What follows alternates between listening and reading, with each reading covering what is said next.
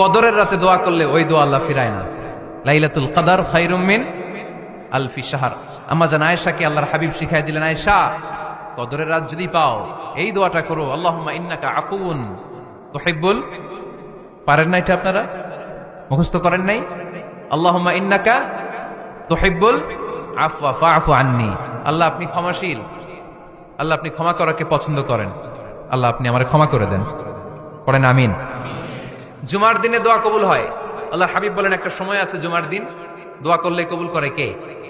সময়টা কখন? মুহাদ্দিসিন ইকরাম অনেক ইখতিলাফ করেছে। সবচেয়ে গ্রহণযোগ্য মতামত হচ্ছে আসরের সালাতের পরে। জুমার দিন আসরের সালাতের পরে সূর্য ঢলে পড়ার আগে দোয়া করলে কবুল করবে কে?